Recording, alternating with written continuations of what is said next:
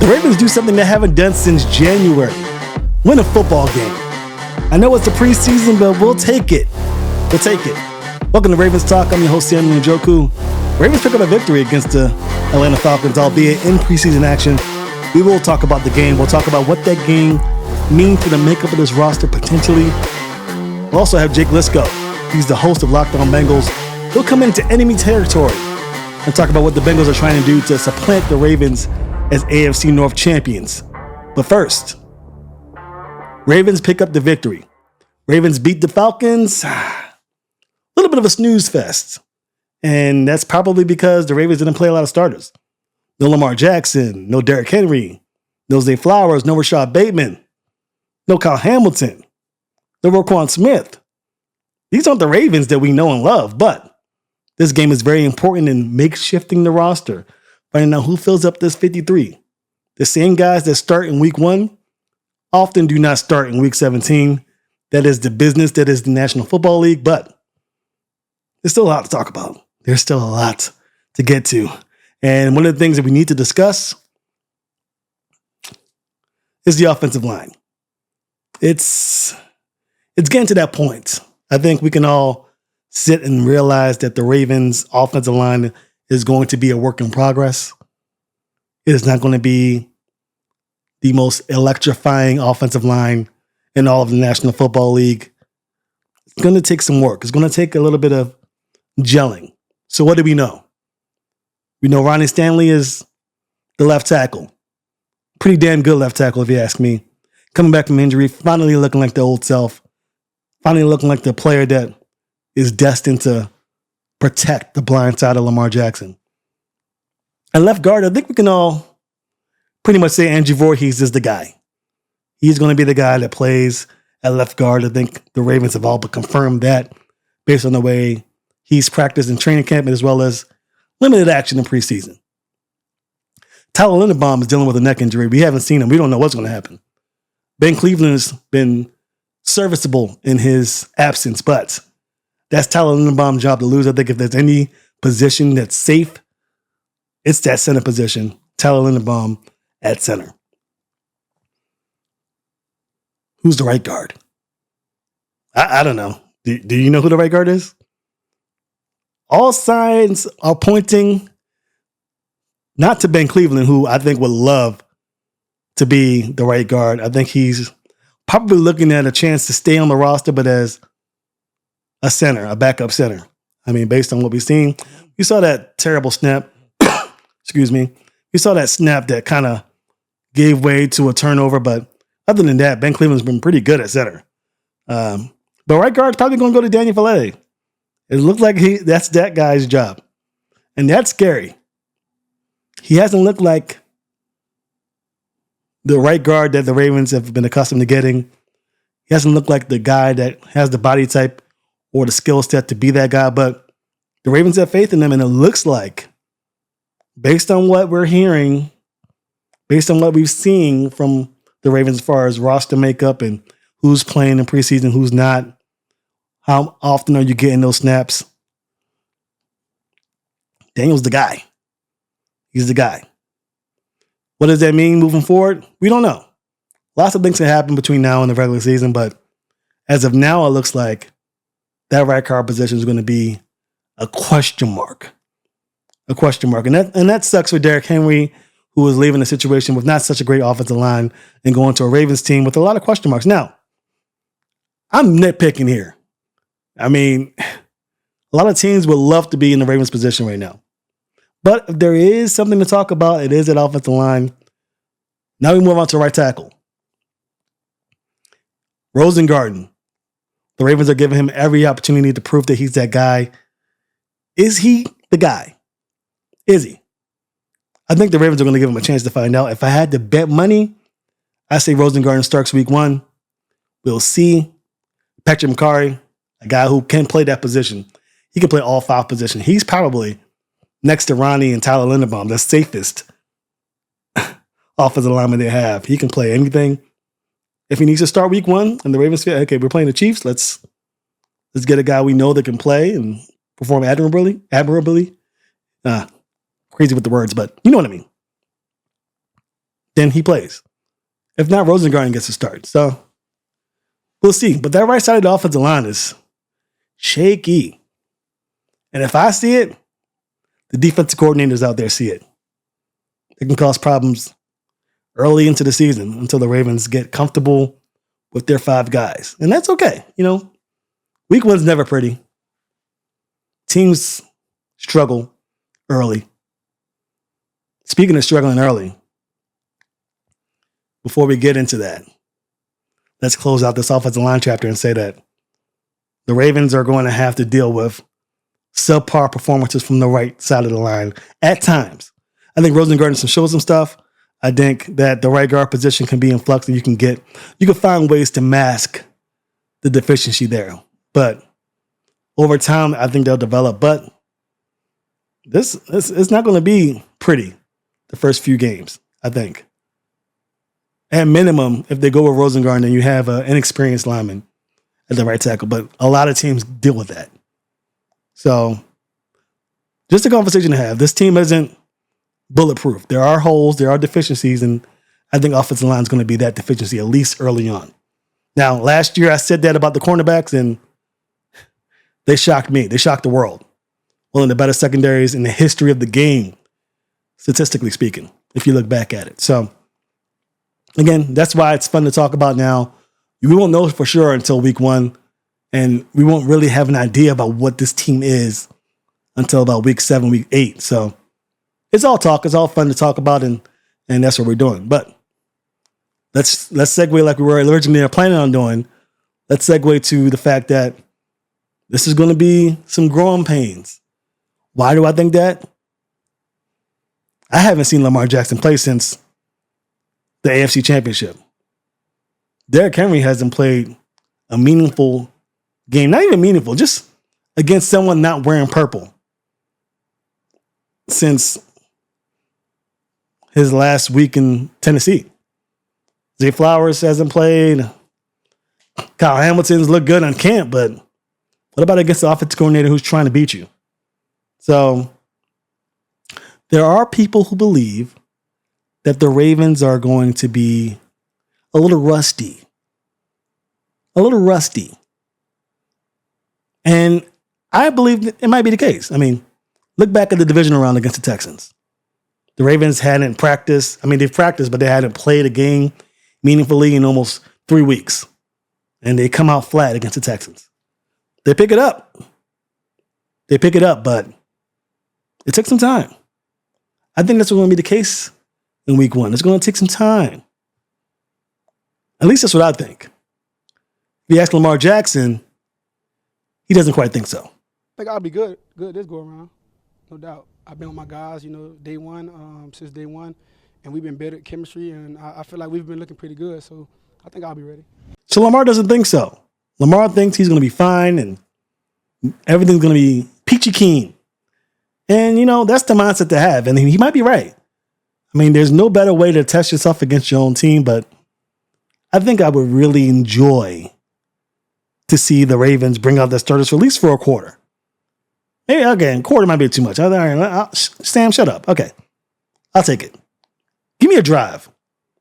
Give me a drive in preseason of Lamar Jackson and Derrick Henry and Zay Flowers going to work against an unsuspecting defense. Let's go crazy. Of course, the other side of that coin is, what if someone gets hurt? Then you just lost a guy playing a meaningless game a few days before you go off against the Super Bowl champions. It happened with the Ravens and J.K. Dobbins, and I think since then, John Harbaugh has taken the cautious side when it comes to playing these guys in preseason. They didn't do it last year, and it worked out. Lamar didn't play last preseason, and the Ravens were the 1 seed. So, how much is there to this? Probably not much. Maybe he's just an old guy who's tired of watching backup QBs throw the football around. I mean, maybe I want to see some real football prior to real football, if you catch my drift. Maybe much about nothing. But the good news, again, we talk about size of a coin. John Harbaugh's not playing Lamar Jackson. What does that mean? You get more Josh Johnson. we get more Devin Leary. Last week we said, I don't know. Does anyone have Ryan Tannehill's phone number? Somebody give me his agent. Because what we saw from the backup quarterbacks was not good. It wasn't great. This week is a little different. Josh Johnson went a little crazy. Now, again, it was against backup corners and backup linebackers. But you got to remember, he's playing with backup O-linemen, backup receivers, backup running backs. So what did you want to see from Josh Johnson? Exactly what you got. Good decision-making, good reads, awesome athleticism, something to complement your Lamar Jackson. So I'm feeling a little bit better about the backup QB position. Does it really matter in the grand scheme of things? If Lamar Jackson's out for the season, God forbid, knock on wood, the season's over. Yes. But if he tweaks something and he's out for a game or two, you want to feel confident that your backup QB can come in there and do enough not to lose the game. And I think that's what they potentially have with Josh Johnson. Albeit it was just one game. But I have heard throughout training camp that Josh Johnson has looked pretty good. I mean, pretty good is relative. He's looked okay. Definitely not the guy we saw against the Eagles in week 1. He looked good. So I'll breathe a sigh of relief. Let's all do it together. Come on, Ravens. Talk community. Let's do it. Backup QB spot, probably secure for Josh Johnson. Not so much for Devin Leary. Again, no knock on Devin Leary. I'm sure he's a great kid and could possibly build upon whatever he's gone through this offseason. But even as far back as the draft, I did not see it. I did not see what the Ravens saw. And so far, he has done nothing to alleviate my concerns. He has not looked great. He looked okay. He looked better than he did in week 1. But is he that guy that you can count on in the fourth quarter? Bengals up by 3 points. You need a drive to tie the game or to win it. Are you counting on Devin Leary without Lamar Jackson, without a Josh Johnson to get it done? Maybe that's asking a lot. But that's not what I see with Devin Leary, at least right now. Of course, week 3 comes around. John Harbaugh might mess around and play Devin Leary the whole game. Say, hey, it's your time. Go ahead and win your spot. I can see Harbaugh doing something like that. So we'll find out what Leary's about. Again, he's a rookie. It's so hard to be a rookie in the national. People forget how difficult it is. A lot of these rookies that you see here performing well just have ungodly athleticism winning them over. It's so hard to graduate college or to finish off your season collegiately, do all your draft prep, interviews, finally get drafted, or you finally get signed to a National Football League team. They dump this 500-page playbook on your butt, code and conduct, and you're in a new city. You got to find out where you're going to be. You're an adult now. You're not in the dorm. There's no advisor there for you. Your advisor is your PR team. And the PR team's not paying attention to you right now because they're dealing with other things with the stars of the team. Unless you're drafted in the first or second round, you're not in the PR's head for real. It's tough. You got to learn the playbook. You got to learn what the city you're in. You got to be a pro. You got to show up every single day, and you're in a fight for a roster. You know, these guys recruit you out of college. You see these recruits for 3 years. They love you. You get into college. You fight your butt off to become a star player for your college, and then you go into the National Football League. You go into a roster, and you're basically fighting for a backup spot. You're fighting for a backup spot. And then you got a guy go on the internet and say that you're not good enough to be a quarterback for the Ravens because you had a couple of bad throws against some of the best athletes you ever seen in your life. So it's tough. I hate doing it like that because I know how difficult it is to play in the NFL. Not as a player, obviously I'm a scrawny 180-pound nothing, But I know what these athletes go through because I know the game and I know these agents and these coaches and what they put these guys through to make sure they're NFL ready. And it's tough. It's tough. And you only get 3 games. You don't get 4 games. You get 3 games and you get a bunch of camp. Oh, by the way, camp is over. Camp is over. You're now in practice. And so you are what you are to the coaching staff a little bit. And maybe some fringe guys, but the coaching staff has a pretty decent idea who they like and who they don't like. And you just putting your head down and you're just going.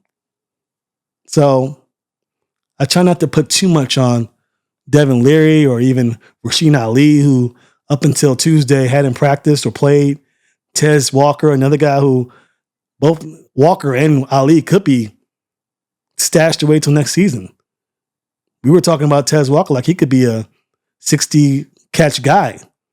That's kind of high. Maybe 30, 40 catch guy. Couple touchdowns. I was high on Rashid Ali. I said, oh, he's going to be great until Kenyon Mitchell returns. Both of these guys might not even play in 2024.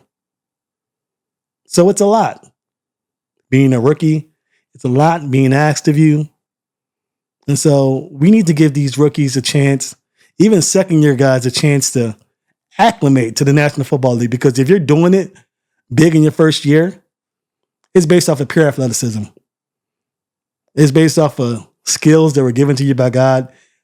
99% of the time, you're not doing it based off your readiness to play in the NFL. And that's why you see a lot of third-year guys. Brandon Stevens coming out of nowhere.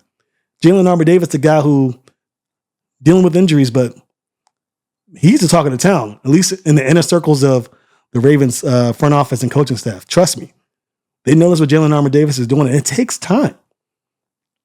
So when I say that these guys are not, the guy I would like to start in case of an injury, I say that with the knowledge in the back of my mind that these guys are not bums, busts, whatever. They just need some time. And fans, we need to give these guys some time to become the players that the Ravens see them as in a few years. Now, sometimes it doesn't work out. Sometimes you see a draft pick, you say, oh, wrong guy, and you get rid of him. But that's not for me to say. All I know is the skill set is out there for them, and we need to give them time to succeed. Even though they're coming into a team with Super Bowl aspirations, these guys are just kids at the end of the day. They're just kids. That's my soapbox. And that's all there is to that. Let me get back. Jake Liscow, host of the Locked On Bengals enemy, coming to the Ravens Talk podcast. What's he going to have to say? Is he going to have some trash to talk? We don't know. But we do know, as Ravens fans, that the Bengals are going to be one of the teams we need to look out for as a potential supplanter of the throne. The Kings of the North are the Baltimore Ravens. Bengals fans don't like that. I'm sure Jake will have some things to say in regards to what they'll need to do to supplant the AFC North Champion Baltimore Ravens. Next on Ravens Talk. Welcome back to Ravens Talk. We have this Jake Liscow of Locked On Bengals. He's here to talk all about the Bengals having been in the division. The Bengals are one of the few teams in the division with a serious chance of supplanting the Ravens. But Jake Liscow joins us right now to talk all about it. Welcome to the podcast. Thanks, man. Good to be here. Ready to talk about things that your audience is going to pick apart as soon as they have a chance to hear it. So let's do that. Well, yeah, the main reason for that is probably because the Bengals are a threat. The Bengals are one of the teams that have given the Ravens fits over the years.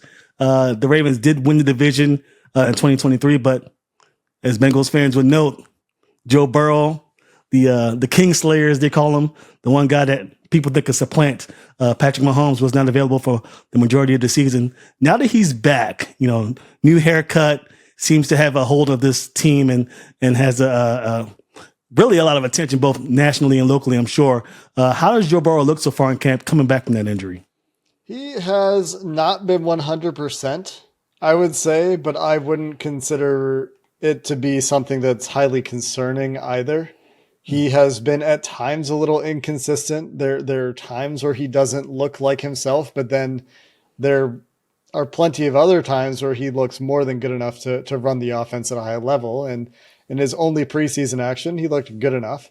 to run this offense at a high level. That was against Tampa Bay's backups, and it wasn't their starters, but it was not challenging for Joe Burrow in that game. That was efficient, pretty easy down the field outside of, one screen they called that he had to turf. They call a second and long run, which is just a bad play call. Like always, I don't care who you are. And that gets him into a third and long. But to me, Burrow looked pretty good in that game. And throughout camp, he has looked good when he's had his guys out there.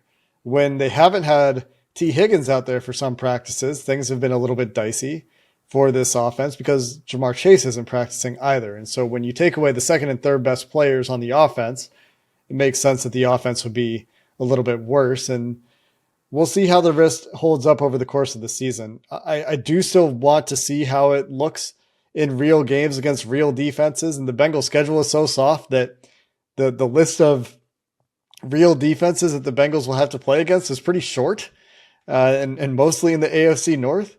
But until we see that over a longer period of time, I won't feel entirely confident in saying that, he's back, he's 100%, he's fine. But I do have a lot of optimism that he will get there if he's not already there.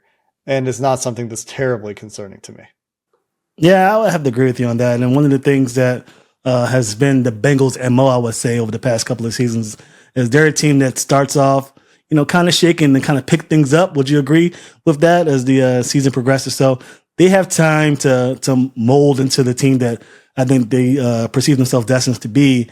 And, having a soft schedule, like you said, does help things. You talked about it a little bit, but we'll dive in a little deeper. T. Higgins is probably the top wide receiver right now due to the fact that Ja'Marr Chase is holding in, I would say, due to a contract dispute. What are the concerns regarding Ja'Marr Chase right now as this regular season approaches? Is there a feeling among most that they'll get this sorted out prior to the beginning of the season, or is this something that may linger well into the regular season? I think they'll get it figured out. I do think that Ja'Marr Chase is taking it very seriously, and I think the Bengals, as a result, need to be taking it very seriously, and I think that there is a lot of pressure on the team to get the deal done, but I also think it will get done. The Bengals also have a habit. You mentioned slow starts, which I don't expect this year, by the way. A much softer schedule. New England, Washington, Carolina, 3 of their first 4 games.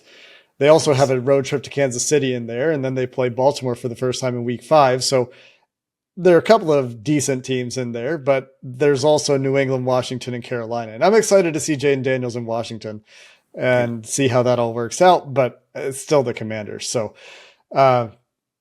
you asked about Ja'Marr Chase. I do think it'll get done because the other trend that I was referring to, finding my way back to my train of thought here, was that the Bengals are also prone to very late in the preseason getting some of these extensions done lately. Joe Burrow last year was just before week 1. That deal finally got done when we all thought there's no reason for this to take longer than, before training camp or as soon as it could possibly get done. They're obviously going to pay Joe Burrow. What's the delay? They're obviously going to pay Ja'Marr Chase. What's the delay? We're asking the same question here.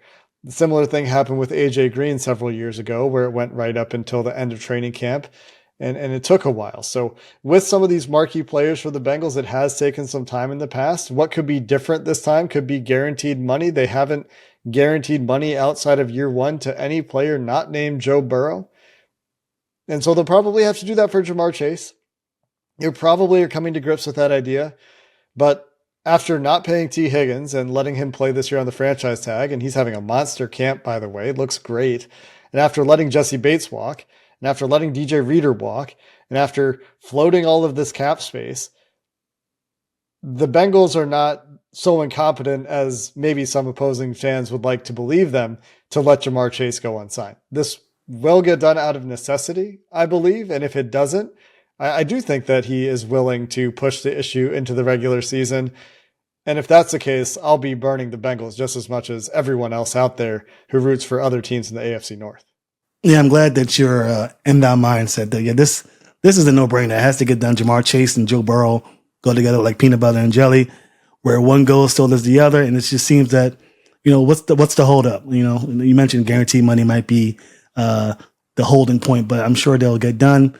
And yeah, I agree with you completely. I think Jamar Chase is taking this seriously, and if need be, this will probably linger into the regular season if they're not able to get something done. But to your point, very easy first 3 games for the Bengals, and they can go a couple of games without them before clashing with the Chiefs and the Ravens in the middle of the season, week 4 and week 5. Okay, well it's the Chiefs in week 2. So Chiefs in week 2. Okay. Kansas City, Washington, Carolina. So 3 out of the first 4 are soft, but you definitely want Jamar Chase for week 2 at Kansas City. Well, in that regard, Chiefs have a tough test. They got the Ravens week 1, then the Bengals week 2. That's 2 of their, I would say, top, problems in the AFC this year. So test for them as well. But as you mentioned, the Chiefs, 2 of the 5 are tough games, but going 4-1 or 3-2 isn't terrible. And this was going to be a pretty tight division, I think, and maybe even tight conference. Okay, well, we talked about the Bengals and what they had to get accomplished. I would love to get your thoughts on what you think is going to happen with this rivalry. The Bengals got swept by the Ravens last year, but how much of that can you really blame on the Bengals? I mean, they didn't have Joe Burrow for the majority of those matchups. What do you think happens this time around? Do you think the Bengals have enough arsenal on their side as far as weaponry? I know defense. I'll get your thoughts a little bit on that. May not be as the forefront as the Bengals offense, but overall, do you think the Bengals have what it takes to supplant the Ravens and maybe even the Kansas City Chiefs? I still think that the AFC North, like you mentioned the Bengals as the team that could supplant the Ravens. I think it is between those teams in the AFC North. As much as the Browns and Steelers will be annoying and have good defenses and will linger around and will probably be at or above 500, or I guess you can't be at 500 anymore, but they'll all be around there in the AFC North unless they're like crazy injuries that go down. The AFC North is just going to be a good division again. But the thing that I'm going to be very curious to see, and obviously I don't know about as well as you do, is the ability for the Ravens to overcome the departure of multiple coaches on the defensive side of the ball when the issue the Bengals had with the Ravens directly, and obviously those direct games only make up 2 out of the 17 and don't count for everything for figuring out who the team that's going to come out of the division is. I thought it was that Mike Macdonald had an excellent series of plans against Joe Burrow and Zach Taylor and then coordinator Brian Callahan. And I thought that in that second game, before Joe Burrow got hurt, it was a scripted stuff. So who knows how the game develops from there, but it seemed like the Bengals had found some answers for some of the issues that they had previously faced with the Mike Macdonald defense. So how well that scheme holds up with all of the departures on the defensive coaching staff, because it wasn't just Macdonald. Some assistants left as well, including the DB's coach to Tennessee was one that I know I was aware of because I was interested in seeing who Brian Callahan took to fill out his staff. It tells you what Brian Callahan thought of Mike Macdonald's defensive scheme, that he went and got a coach that he thought could bring that defensive scheme to Tennessee. It was one that he did not like coaching against. It was one that Joe Burrow did not like facing, but I thought they found some answers the second time around on the offensive side of the ball. And we didn't get to see how that game would have developed, but it was a very promising start, right? For the Bengals side of things. So overcoming the loss of those coaches will be interesting to me. Obviously, Kyle Hamilton is an awesome player. Roquan Smith is an awesome player. Justin Madubuike is a great player. I'm excited to see Travis Jones stay healthy and play a full season. He was a guy that I really liked in the draft. So there are pieces to that Ravens defense that are still there. Adding Derrick Henry, we'll see how much that matters. I know that this sounds ridiculous to say, and Derrick Henry is a good player. It's just he's a running back. I don't know. That's all it is. It's nothing about Derrick Henry specifically. It's that the Ravens' run game goes through Lamar Jackson, and Lamar Jackson's impact on defenses is what makes their entire offense work, to me. Right. And so they need to have the pieces around him. Obviously, Mark Andrews, Zay Flowers, Rashod Bateman being reliable receivers will be the first time he's had reliable receivers if they can stay healthy for a full season. But I do still think that it's a close matchup between these teams. I don't love what's going on for the Ravens on the offensive line. I think Patrick McCarry is a fine player, but how he holds up over the course of an entire season, if he ends up being the starter there, I don't know what the answer is there as far as who's starting, if Roger Rosengarten is pushing that conversation at all. as a rookie, but there are some things that to me seem like they should on paper be steps back for the Ravens that would benefit the Bengals in the head-to-head matchup. And those are in the trenches, and that's on the defensive coaching staff. And I think in the defensive secondary, I remain a little skeptical of the non-Marlon Humphrey corners as far as their matchups with the Bengals. The corners, yeah, I can see that receivers. For sure. Yeah. And I think even though the Derrick Henry thing is kind of going to peeve some Ravens fans, you would have to, if you're a Ravens fan, agree that the offensive line is definitely the major question mark. And we talked about it on the show earlier about what this offensive line is going to look like this season with those changes. And another point you made that's really good is that the departure of the coaching staff. I mean, the Ravens fans haven't talked about it enough, even to the extent that Mike McDonald, I feel like Ravens fans haven't really come to grips with how different this defense may look with the addition of Zachary Orr, who's never called plays on any level of football ever, to have him come in and supplant Mike McDonald, who, you know, even though his experience is limited, he did coach at Michigan, and he did coach 2 seasons for one of the better defenses in the league. So definitely he had the best game plans against the Bengals out of like any opposing coach. Maybe Steve Spagnuolo had some great game plans at times too, but the guy when his name was emerging for head coaching jobs, I was like, yeah, somebody needs to hire this guy. Somebody get him out of the AFC North, and also I think he's a great coach. So I wish him the best, obviously, in the NFC West. But glad to see him no longer coaching for the Ravens from a Bengals perspective. And from what I'm hearing from guys inside the facility, Mike McDonald will be scheming up things as close as 5 minutes till game time. So he's one of those guys who's always thinking that he's very good at adjusting. Same thing happened in the AFC Championship, where the Chiefs were really just moving down the field on him pretty well. And in the second half, they shut him down. So I'm a big Mike McDonald guy for sure. Listeners of the podcast will know that I have nothing but great things to say about the guy. So I'm very interested in seeing what that does, both for the team and for the interconference matchup between the Bengals and the Ravens twice this season, maybe more if they meet in the postseason. I want to get your thoughts on the Bengals defense before I let you go. Everyone's talking about Joe Burrow, and he deserves that praise and what Jamar Chase and T. Higgins and company can do for that unit. But the defense, I feel like not a lot of people are talking about. What are your thoughts on the Bengals defense? Do you think they've taken a step forward? Can they match the potency of that Bengals offense? Do they need to match that potency? And will it hamper or elevate the play of the overall team come 2024? It remains to be seen how they deal with the loss of DJ Reader. And I kind of downplayed Derrick Henry, but that's just because that's how I feel about running games in general, outside of like Christian McCaffrey. It's nothing about Derrick Henry specifically. And I do think that when you have Lamar Jackson as your quarterback and you can do some of the option stuff with Derrick Henry and Lamar Jackson, those option plays are pretty scary to think about defending. And I do think the loss of DJ Reader, who isn't healthy, I still think he's not practicing for the Detroit Lions, but when he is healthy is one of the best interior defenders in the NFL, is something that the Bengals will have to overcome. And I do worry about their defensive interior depth, especially once you get past the first 3. I think Chris Jenkins is showing that he can be a contributor on the defensive interior. They add Sheldon Rankins, who will add a pass rushing element they haven't had on the defensive interior in quite a while, probably since Larry Ogunjobi. And BJ Hill's had a tremendous camp. And it's just training camp, so we'll see how these things translate to games. But I do still have some concerns about the run defense. The thing is, the Bengals philosophically are a team that, much like I downplay the running game, they downplay the running game. The things that they care about are dealing with the passing game and passing the ball at the high level. Because typically the way you're winning NFL games is passing the ball at a high level and stopping the pass or constraining the opposing team's passing game. There are exceptions to this rule. Obviously, you don't need to tell me that, but generally speaking, and the way the Bengals are constructed and the way Patrick Mahomes exists in the division and all these quarterbacks exist or in the conference and all these quarterbacks exist in the AFC, probably need to deal with some potent passing games. And that is an area where if you trust training camp, and again, the caveat that all these things need to carry into games and you can't read too much into training camp, the defense has really been trending in the right direction for the Bengals in the last week or more, I would say, including the second team.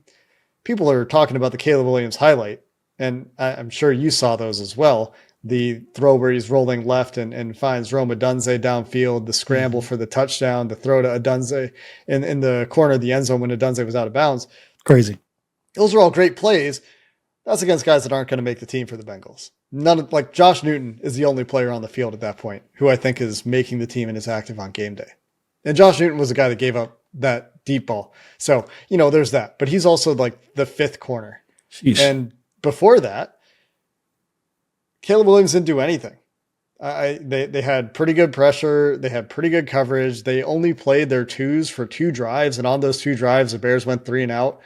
So I think there's some good vibes going on with the defense. The starters today had a joint practice, or not the starters, the entire team had a joint practice with the Colts.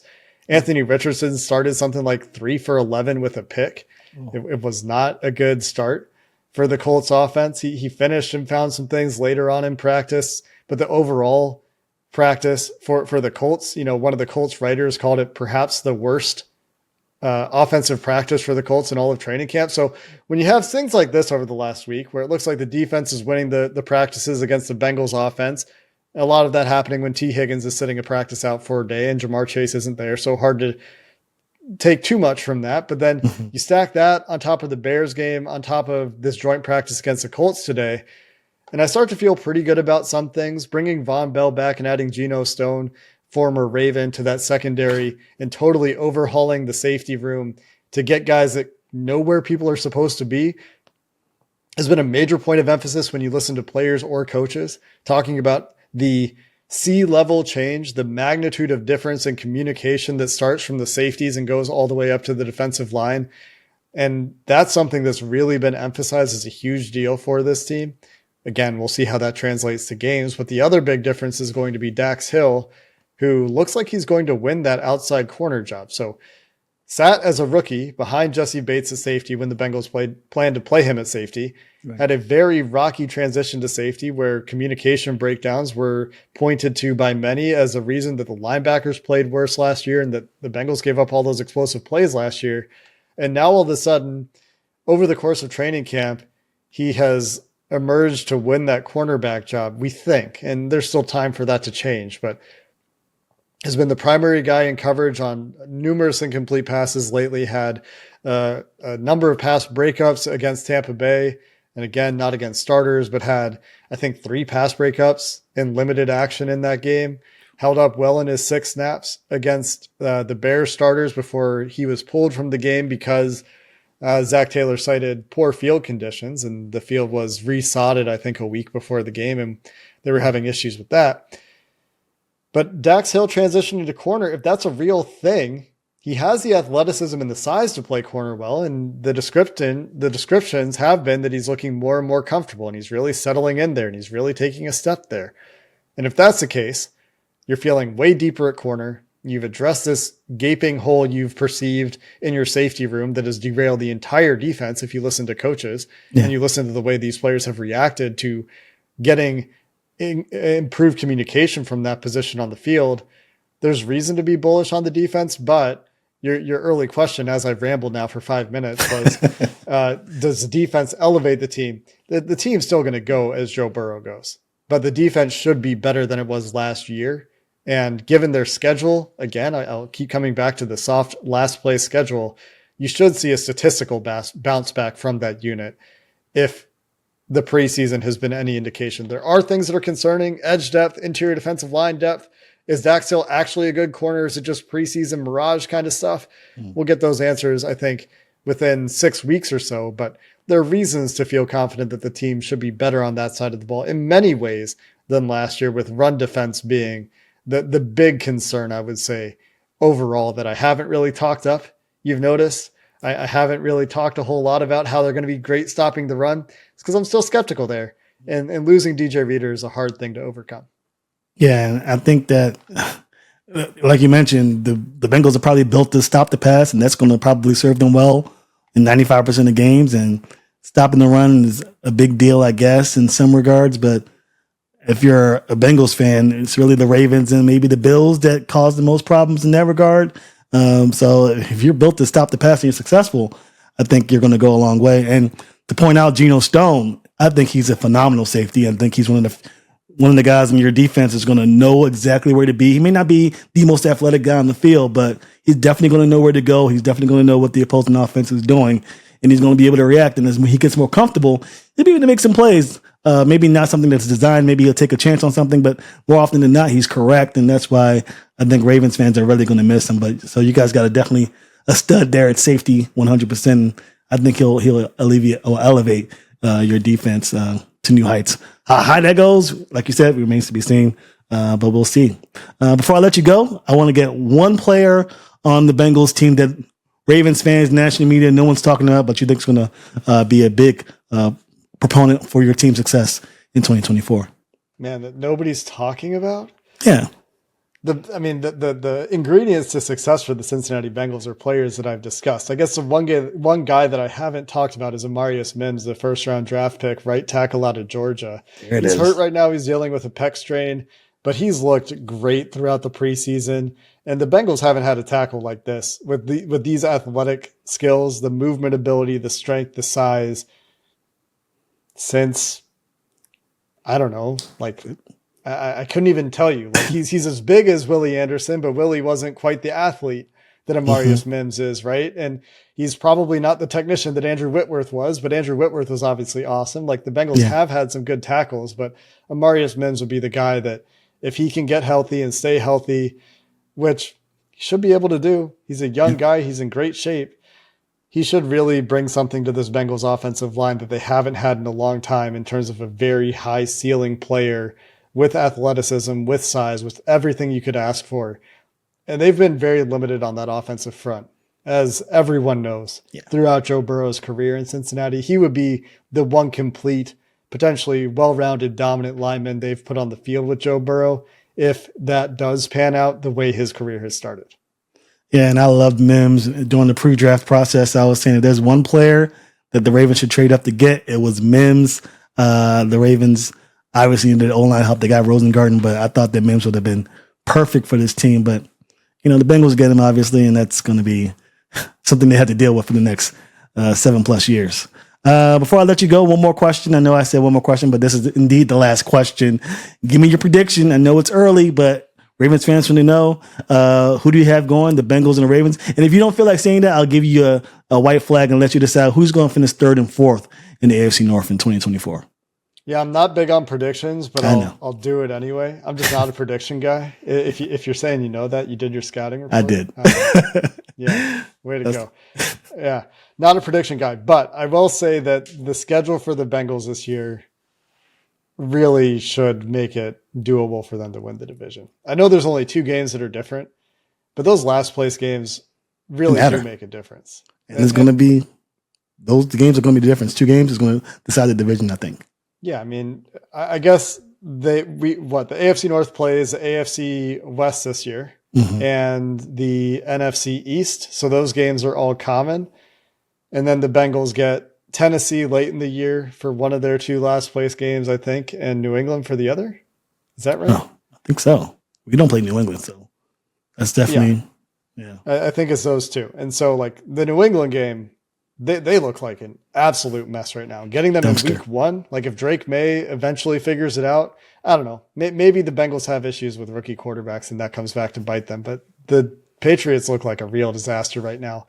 That plus getting, the 2-game difference there with the last place schedule, getting Joe Burrow through his first healthy training camp ever, taking all the reps in training camp for the first time ever, could be a big deal and could really alleviate the slow start issues that have hampered this team. And when you get out to a fast start, if they still figure things out as the season goes the way they have in the past, that would be the story I would tell myself to be bullish on the Bengals. Yeah, you say you don't like predictions, but that was a pretty solid prediction right there. Good job. I disagree. I think the Bengals are going to finish 2nd, but I can see where your point is with that. So I guess I have Ravens 1, Bengals 2. I'm going to go Browns 3 because I love the Browns defense, and Steelers 4, but it could really go either way. But I think that who cares, right? Yeah, it doesn't matter. They're like the way that I describe those teams, and maybe your listeners will appreciate this, is that they will be annoying regular season teams that can win games in the regular season because their defenses are really good. Yeah.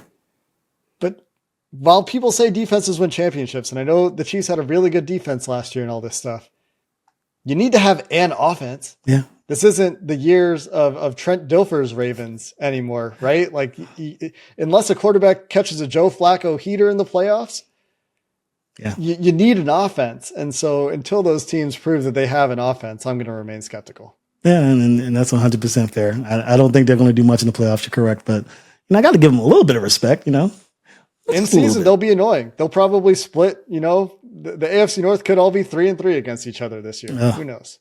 Steelers swept the Ravens last year, which is still mind-boggling. They're not as good of a team, but that's how the AFC North goes, right? That's true. Well, Jake, thank you so much for joining the podcast. I appreciate you. Definitely love your stuff. I did some research on you, like you mentioned. So tell the folks at home where they can find you. Just on the Locked On Bengals podcast, over on the Locked On Podcast Network. Even wearing the shirt today. That's just a coincidence. Nice. And on Twitter, at Jake Liscow, just like the name is spelled. If you want to follow a Bengals fan and content creator and media person for some reason, that's where it is. Got to keep in tabs with the enemy. That's how you learn. That's how you grow. Even though we don't have any impact on the game, but it's also fun to dissect and see what the other teams are doing. That's why we have guys like you on. So I appreciate you, Jake, for joining us. Again, Jake Liscow. You can find him on Locked On Bengals. He definitely does work. If you guys know Kevin Ostrachter, he's Locked On Ravens. Jake is doing all this good work with the Bengals content every single day, which again is crazy. I don't know how you guys do it, but shout out to you guys for getting it done.